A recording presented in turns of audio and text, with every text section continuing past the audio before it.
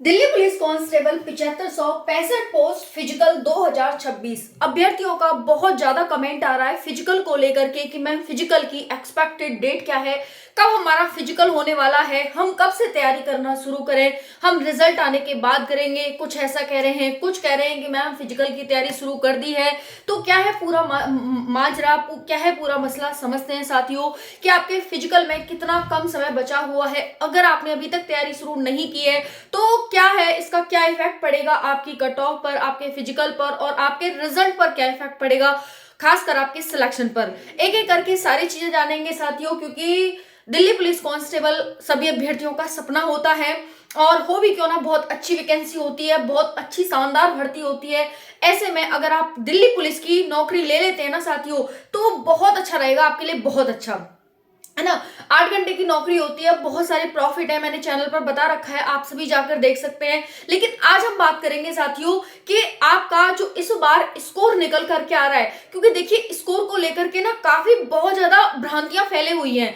कोई कह रहा है कि पेपर का लेवल इजी आया, कोई कह रहा है पेपर का लेवल हार्ड आया। मतलब पूरा माजरा क्या है, पेपर इजी आया है कि पेपर हार्ड आया है, क्या माजरा है इसका। अगर पेपर हार्ड आया है तो कट ऑफ कम जाएगी, अगर पेपर इजी आया है तो कट ऑफ ज्यादा जाएगी। तो पहले तो ये बताओ कि पेपर आया कैसा है ना।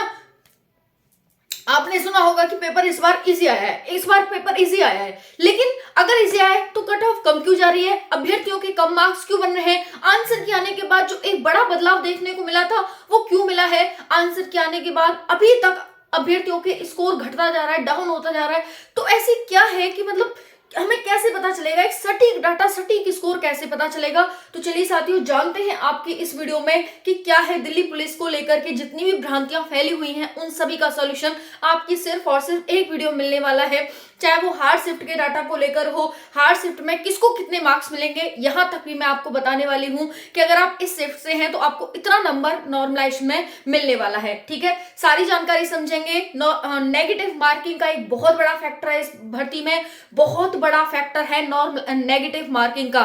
1/4 की नेगेटिव मार्किंग है और ये पूरा गणित मैंने जो भी नेगेटिव मार्किंग का है ना वो पिछली वीडियो में समझा रखा है, तो आप सभी जाकर जरूर देख लीजिएगा कि नेगेटिव मार्किंग किस तरह से 80 वाले को 40 पर और किस तरह से 80 वाले को 40 पर ला सकती है और किस तरह से 40 नंबर वाले का सिलेक्शन करा सकती है।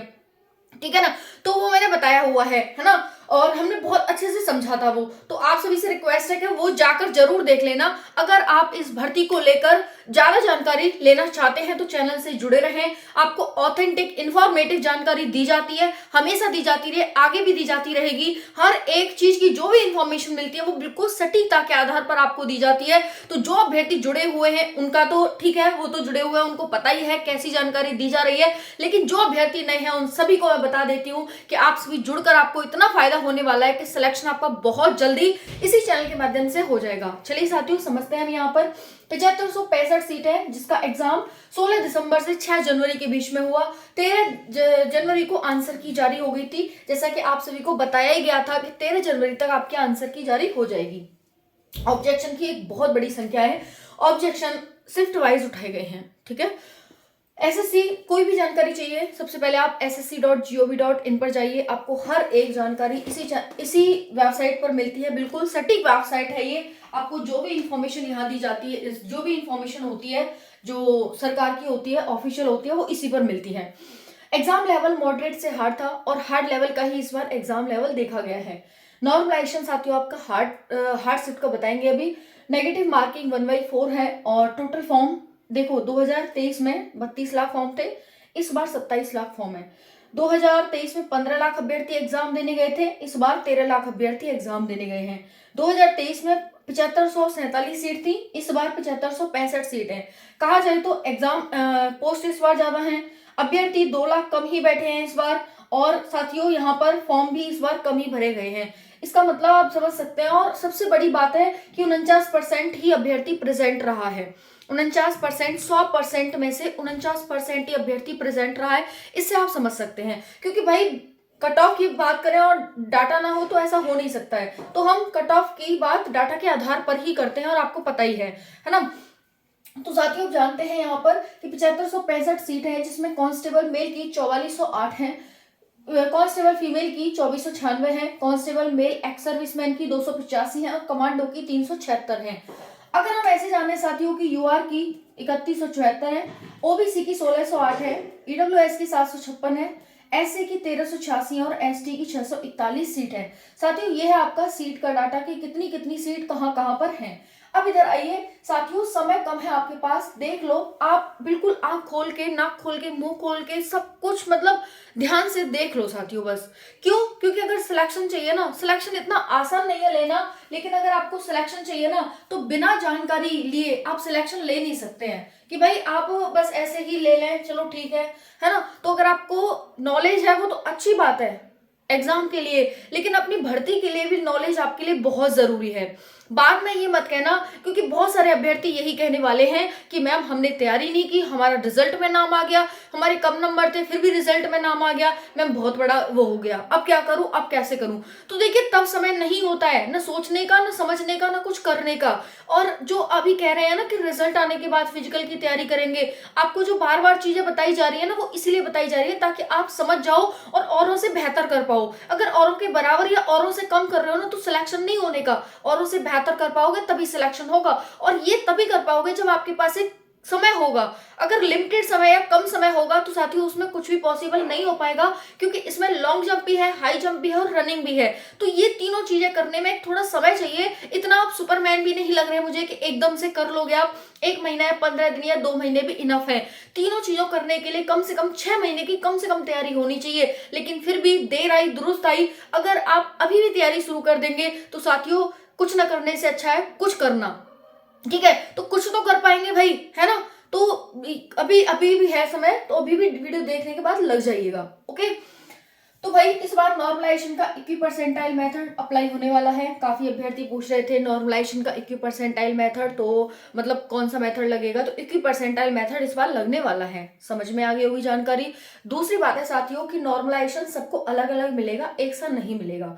किसी की बहुत ज्यादा हार्ड शिफ्ट है तो उसको बहुत ज्यादा नॉर्मलाइजेशन मिलेगा, किसी की हार्ड है तो उसको वेरी हार्ड से कम मिलेगा, किसी की मॉडरेट है तो उसको कम मिलेगा, किसी की इजी है तो उसमें मिले भी ना और कम भी हो सकता है। ठीक है, तीनों सारी चीजें हैं यहाँ पर, ये भी चीज ध्यान रखिएगा।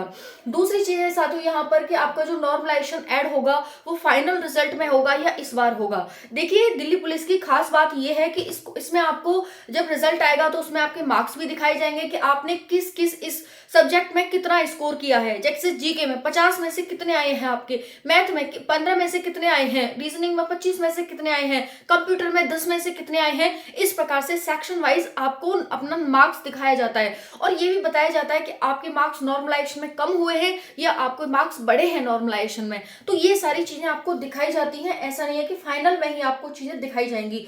अभी जो फिजिकल से पहले रिजल्ट आएगा उसमें सारी चीजें आपको दिखाई जाएंगी और उसके साथ साथ नॉर्मलाइजेशन आपका जो फिजिकल से पहले रिजल्ट आएगा उसी में आपका नॉर्मलाइजेशन ऐड होकर के आएगा।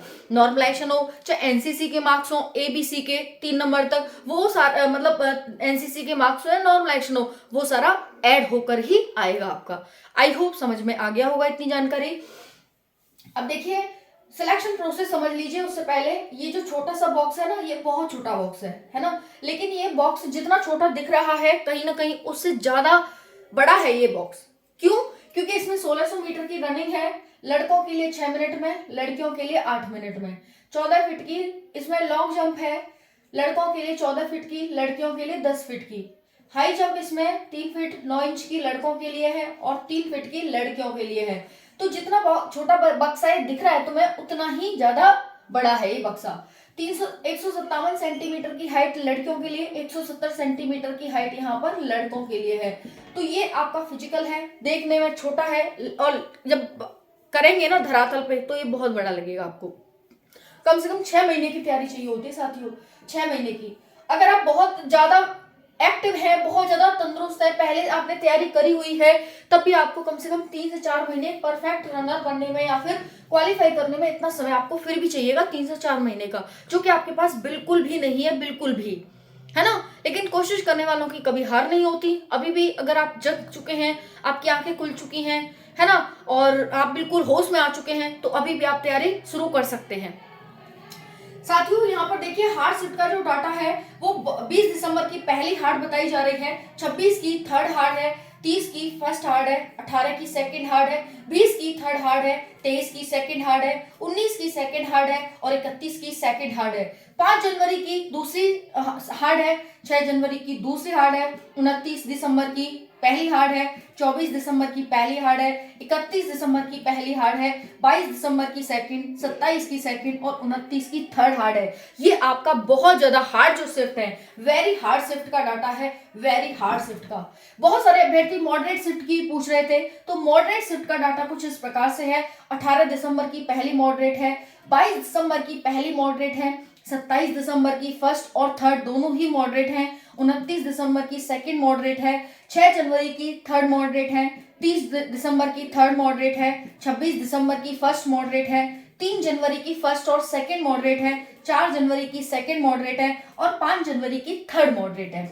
अब आइए इजी डाटा पर बात करते हैं। 2 जनवरी की फर्स्ट और थर्ड इजी है, 5 जनवरी की फर्स्ट इजी है, 3 जनवरी की थर्ड इजी है, 6 जनवरी की फर्स्ट इजी है, 22 दिसंबर की थर्ड इजी है, 30 दिसंबर की सेकंड है और 23 दिसंबर की थर्ड इजी है। ये आपका easy, moderate and hard shift का डाटा है, जिसको लेकर आप बहुत ज्यादा बेचैन थे, बहुत ज्यादा कमेंट कर रहे थे, बहुत ज्यादा परेशान थे कि क्या है शिफ्ट वाइज डाटा। अब देखिए यहाँ पर एग्जाम आपका हो चुका है जो कि सीबीटी था, इसके बाद आपका पीटी होगा, है ना, जो कि अभी आने वाला है, फिर उसके बाद डीवी और फिर आपका मेडिकल होगा। ठीक है भाई, तो आपका एक स्टेप कंप्लीट कर लिया है, इसी के लिए आपके लिए क्लैपिंग होनी चाहिए। बहुत अच्छी बात है भाई, आपने एक स्टेप कंप्लीट कर लिया है, एग्जाम दे दिया है। और न जाने एग्जाम देने से भी पहले कितने स्टेप आपने कंप्लीट किए हैं, जैसे फॉर्म भरने का, है ना, उसमें फीस कटवाने का, फिर एडमिट कार्ड निकलवाने का, फिर सेंटर पर जाने का। ये एक दिखने को 4 स्टेप है, लेकिन बहुत सारे स्टेप हो जाते हैं ये, है ना। चलिए, तो यहाँ पर आपने ये देख लिया होगा। तो अब यहाँ पर बात करते हैं साथियों, यहाँ पर कि किसको कितना नॉर्मलाइजेशन मिल सकता है, किस शिफ्ट को कितना, है ना, शिफ्ट वाइज। तो समय बहुत कम है, मैं आप सभी को बता रही हूँ। और ऐसा मैं क्यों कह रही हूँ, ऐसा मैं इसलिए कह रही हूँ क्योंकि जो आपके फिजिकल है ना, कब होंगे बताओ, मैं तो बता ही दूंगी अभी। वैसे आप बताओ, कुछ गैस करो, कब तक आपके फिजिकल की संभावना है, कब तक आपके फिजिकल होंगे।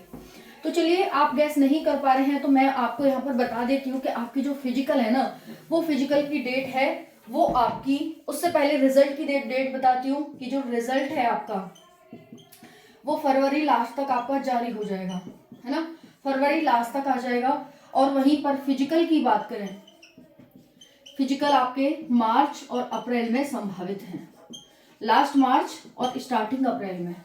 तो ये आपके फिजिकल और रिजल्ट की एक्सपेक्टेड डेट हैं जो मैंने आप सभी को यहाँ पर बताई है। ठीक है जी, चलो, तो अब हम यहाँ पर देख लेते हैं साथियों। ऑब्जेक्शन 13 से 16 जनवरी तक उठे थे, चलो वो कोई नहीं। तो देखिए, 20 दिसंबर की जो पहली शिफ्ट थी आपकी, फर्स्ट शिफ्ट में 16 प्लस नंबर का नॉर्मलाइजेशन, यानी 16 नंबर तक का नॉर्मलाइजेशन आपको मिलने के चांसेस हैं। 19 दिसंबर में बात करें तो 11 नंबर तक, 19 दिसंबर की पहली शिफ्ट में, 19 दिसंबर की सेकंड शिफ्ट में 13 नंबर तक का नॉर्मलाइजेशन मिलने के चांसेस हैं। 10 दिसंबर की सेकंड शिफ्ट में 12 नंबर तक नॉर्मलाइजेशन मिलने के चांसेस हैं। 26 दिसंबर की सेकंड शिफ्ट में 10 नंबर तक नॉर्मलाइजेशन मिलने के चांसेस हैं। 30 दिसंबर की फर्स्ट शिफ्ट में 12 नंबर तक नॉर्मलाइजेशन मिलने के चांसेस हैं। और 20 दिसंबर की सेकंड शिफ्ट में 11 नंबर तक नॉर्मलाइजेशन मिलने के चांसेस हैं। ओके, उसके बाद बात करें 6 जनवरी की सेकंड शिफ्ट में 9 नंबर तक नॉर्मलाइजेशन मिलने के चांसेस हैं। 5 जनवरी की सेकंड शिफ्ट में 9 नंबर तक। उसके बाद 22 दिसंबर की थर्ड शिफ्ट में 10 नंबर तक। 20 दिसंबर की थर्ड शिफ्ट में 9 नंबर तक। उसके बाद बात करें फ्रेंड्स 10 नंबर तक, इसमें 10 नंबर तक, ठीक है। 22 दिसंबर की बात करें तो ये हो जाएगी फर्स्ट शिफ्ट में 10 नंबर तक नॉर्मलाइजेशन मिलने के चांसेस हैं। 29 दिसंबर की फर्स्ट शिफ्ट में 9+ मार्क्स मिलने के चांसेस हैं। वहीं पर हम बात करें साथियों 3 जनवरी की सेकंड शिफ्ट की 4 नंबर तक नॉर्मलाइजेशन मिलने के चांसेस हैं। 3 जनवरी की फर्स्ट शिफ्ट में 5+ नॉर्मलाइजेशन। 6 जनवरी की थर्ड शिफ्ट में 5+। 2 जनवरी की सेकंड शिफ्ट में 5+। 29 दिसंबर की सेकंड में 6+। 5 जनवरी की फर्स्ट में 3+। और 2 जनवरी की फर्स्ट में आपके नेगेटिव होने के चांसेस हैं, नेगेटिव मार्क्स होने के संभावना है। यहाँ पर आपको जो डाटा बताया गया है वो ध्यान से समझ लीजिए, ध्यान से देख लीजिए कि क्या है डाटा, है ना। अब देखिए यहाँ पर 31 दिसंबर की फर्स्ट शिफ्ट में 9 मार्क्स बढ़ने के चांसेस हैं। 24 दिसंबर बताया नहीं है शायद मैंने, 24 दिसंबर की फर्स्ट शिफ्ट में 10 नंबर तक नॉर्मलाइजेशन मिलने के चांसेस हैं। तो ये है आपका एक एक्सपेक्टेड डाटा कि किस शिफ्ट में कितने नॉर्मलाइजेशन आप सभी को मिलेगा, आप यहाँ देख सकते हैं। अब रही बात साथियों, आपके यहाँ पर बता दिया है, बाकी बोनस मार्क्स ज्यादा नहीं तो 2 से 4 नंबर तो आपको बोनस में मिलेंगे ही मिलेंगे, है ना। और नॉर्मलाइजेशन की जो बात रही साथियों, नॉर्मलाइजेशन हार्ड शिफ्ट वालों को कम से कम 10 से 12 नंबर तक नॉर्मलाइजेशन मिलेगा और मॉडरेट शिफ्ट वालों को 6 से 8 नंबर तक नॉर्मलाइजेशन मिलेगा।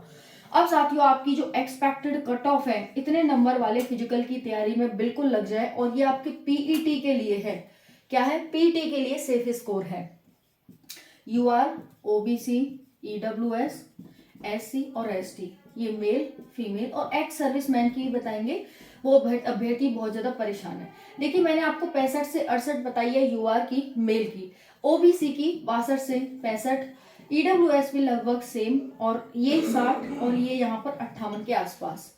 फीमेल की बात करें तो 60 से 62 के आसपास। ओबीसी यहाँ पर आप सभी की रहेंगी, यहाँ पर ओबीसी के लिए 58 से 60 के बीच, ये भी 58 से 60 के बीच, और यहाँ पर ये 55 प्लस और यहाँ पर 52 प्लस। ठीक है, ये आपका एक्सपेक्टेड है फीमेल के लिए।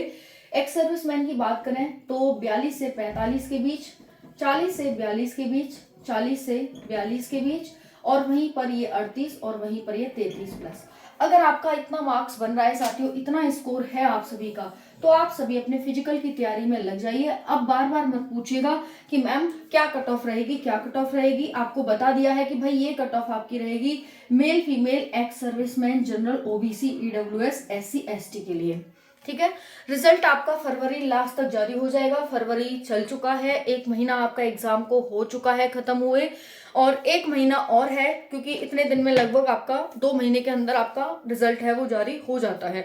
तो रिजल्ट आपका आ रहा है, और मार्च अप्रैल में आपके हो सकता है साथियों कि मार्च में आपके फिजिकल शुरू हो जाए, और थोड़ा बहुत खिंचाओ तो अप्रैल, नहीं तो मार्च, है ना। ठीक है, धन्यवाद, राधे राधे।